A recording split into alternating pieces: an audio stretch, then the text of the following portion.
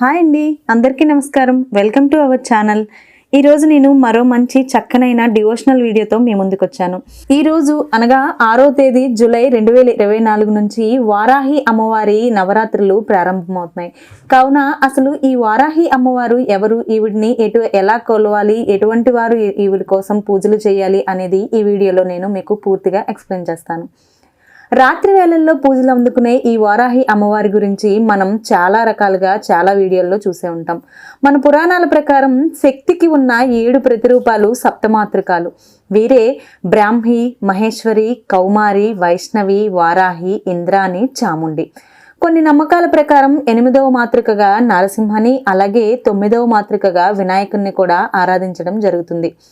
దుష్ట శిక్షణ కోసమో భక్తులను కాచేందుకో ఈ సప్తమాతృకలు సిద్ధంగా ఉంటారని, వీరిలో ఒకరైన ఈ వరాహి అమ్మవారి గురించి ఈ వరాహి నవరాత్రుల్లో మనం తప్పకుండా తెలుసుకోవాలి. కాబట్టి వీడియోలోకి వెళ్లే ముందు నా చిన్న రిక్వెస్ట్ ఏంటంటే, ఎప్పట్లాగే నా ఛానల్ని కొత్తగా చూస్తున్న వాళ్ళైతే తప్పకుండా సబ్స్క్రైబ్ చేసుకోండి. అలాగే వీడియోని స్కిప్ చేయకుండా చూసి వీడియో నచ్చినట్టయితే మీ ఫ్రెండ్స్ అండ్ ఫ్యామిలీ మెంబర్స్కి షేర్ చేయండి. పూర్వం హిరణ్యాక్షుడు అనే రాక్షసుడిని సంహరించి భూలోకానికి ఉద్ధరించిన విష్ణు అవతారమే వరాహమూర్తి. ఆ వరాహమూర్తికి ఉన్న స్త్రీతత్వమే వారాహి అంటారు. దేవి భాగవతం, మార్కండేయ పురాణం, వరాహ పురాణం వంటి పురాణాలలో ఈమె ప్రసక్తి కనిపిస్తుంది. ఆయా పురాణాలలో అంధకాసురుడు, రక్తబీజుడు, శుంభనిశంబులు వంటి రాక్షసులను సంహరించడంలో ఆమె పాత్ర సుస్పష్టంగా కనిపిస్తుంది. వారాహి రూపం ఇంచుమించు వరాహమూర్తినే పోలి ఉంటుంది. ఈమె శరీర ఛాయను నల్లని మేఘవర్ణంలో ఉన్నట్లు పేర్కొంటారు. సాధారణంగా ఈ తల్లి వరాహముఖంతో 8 చేతులతో కనిపిస్తుంది. అభయ వరద హస్తాలతో శంఖము, పాశము, హలము వంటి ఆయుధాలతో దర్శనమిస్తుంది. గుర్రము, సింహము, పాము, దున్నపోతు వంటి వివిధ వాహనాల మీద ఈ తల్లి సంచరిస్తుంది.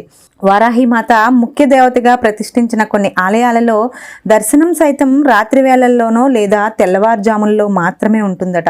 దేశంలోని వివిధ ప్రాంతాలలో ఈమె ఆలయాలు ఉన్నప్పటికీ వారణాసి, మైలాపూర్లలో ఉన్న ఈమె ఆలయాలకు ప్రాధాన్యత ఎక్కువ.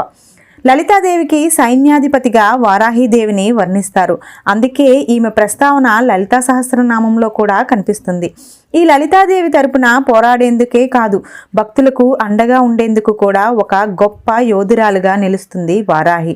ఈమెను ఆరాధిస్తే జీవితంలో ఎదురయ్యే అడ్డంకులన్నీ తొలగిపోతాయని, శత్రుభయం ఉండదని, జ్ఞానం సిద్ధిస్తుందని, కుండలిని శక్తి జాగృతమవుతుందని తరతరాలుగా నిలిచి ఉన్న నమ్మకం. అయితే మహావిష్ణువు వరాహ అవతారంలో అసలు ఎందుకు జన్మించారు? మహావిష్ణువు యొక్క అవతారాలలో ప్రత్యేకమైన అవతారం వరాహ అవతారం. లోకకంఠుడైన హిరణ్యాక్షుడిని సంహరించడం కోసం వరాహ అవతారం ఎత్తి రాక్షస సంహారం చేసి ఈ భూమండలాన్ని రక్షించినటువంటి మహావిష్ణువును పూజించడం వల్ల అభీష్ట సిద్ధి కలుగుతుందని చాలా నమ్మకం. అయితే వరాహ రూపంలో ఉన్న విష్ణుమూర్తి విగ్రహాన్ని కలశంలో పెట్టి దానిని నీటితో నింపి దానికి పూజ చేసి తరువాత ఆ కలశాన్ని బ్రాహ్మణులకు దానం చేయడం వల్ల ఎంతో పుణ్యం, అలాగే ఉపవాస దీక్ష కూడా పొందుతామని చెప్తారు. వరాహ జయంతి రోజు ఉపవాసం, వస్త్రదానం వంటివి ఆచరిస్తారు. మహావిష్ణువుని పూజించి వరాహ పురాణాన్ని పఠించి భగవద్గీత, భారతం వంటివి పారాయణం చేసినటువంటి వారికి ఆయురారోగ్య ఐశ్వర్యాలు కలుగుతాయట. అనంత భగవానుడు ప్రళభయ కాలమందు జలమున మునిగిపోయిన పృథ్వీని ఉద్ధరించుటకు వరాహ రూపం ధరించెను. ఒక దినము స్వయంభువ మనువు వినయముగా చేతులు జోడించి తన తండ్రి అయిన బ్రహ్మదేవునితో ఇట్లనెను: తండ్రి, మీరు సమస్త జీవులకు జన్మదాతలు, జీవము నొసుగువారు, మీకు నమస్కారములు. నేను మిమ్ములను ఏ విధంగా సేవింపవలనో ఆజ్ఞయిమ్ము అని అడిగాడట. మనువు మాటలు విన్న బ్రహ్మ, పుత్ర, నీకు శుభమగాక. నిన్ను గాంచి నేను ప్రసన్నుడైతిని. నీవు నా ఆజ్ఞ కోరితివి, ఆత్మసమర్పణను గావించితివి. పుత్రులు తమ తండ్రిని ఈ విధముగానే పూజించవలను అని వారు తమ తండ్రి ఆజ్ఞను ఆదరంలో పాలించవలను. నీవు ధర్మపూర్వముగా పృథ్విని పాలించుము, యజ్ఞములతో శ్రీహరిని ఆరాధింపుము, ప్రజలను పాలించటే నన్ను సేవించినట్లు అగునని చెప్పగా మనువు ఇట్లనే: పూజ్యపాద, మీ ఆజ్ఞకు ఆవశ్యము పాలించదను. అయినను సర్వజీవులకు నివాస స్థానము అయిన భూమి ప్రళయ జలమందు మునిగి ఉన్నది. కావున నేనెట్లు భూమిని పాలింపగలను అని అడుగగా బ్రహ్మ పృథ్వీని గురించి చింతించుచు దాన్ని ఉద్ధరించుటకు గాను ఆలోచింపసాగెను. అప్పుడు అకస్మాత్తుగా ముక్కు నుండి బ్రొటనవేలు ఆకారమంతా ఒక వరాహ శిశువు వచ్చెను. చూడంగానే అది పర్వతాకారము దాల్చి గర్జించసాగెను. బ్రహ్మదేవుడు భగవాన్ని ఘురఘరలు విని వానిని స్తుతించసాగెను. బ్రహ్మ స్తుతించుచుండగా వరాహ భగవానుడు ప్రసన్నుడయ్యెను.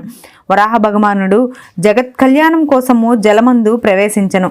జలమందు మునిగి ఉన్న పృథ్వీని తన కోరలపై తీసుకొని రసాతలము నుండి పైకి వచ్చుచుండగా పరాక్రమవంతుడైన హిరణ్యాక్షుడు జలమందే గదతో వరాహ భగవానుతో తలపడెను. సింహము ఏనుగును వధించినట్లు వరాహ భగవానుడు క్రోధముతో హిరణ్యాక్షుణ్ణి వధించెను. జలము నుండి వెలుపలకు వచ్చుచున్న భగవానుని బ్రహ్మాది దేవతలు కాంచి చేతులు జోడించి స్తుతించసాగిరి. ప్రసన్నుడైన వరాహ భగవానుణ్ణి తన గిట్టలతో జలమును అడ్డగించి దానిపై పృథ్వీని స్థాపించెను అని పురాణాలలో చెప్పుచున్నారు. ఈ విధంగా వరాహ అవతారం అనేది వరాహి అవతారంగా మారినట్లు తెలుస్తుంది. సో ఈ వీడియో మీకు నచ్చిందని అనుకుంటున్నాను. ఈ వీడియో నచ్చినట్టయితే తప్పకుండా లైక్ చేయండి.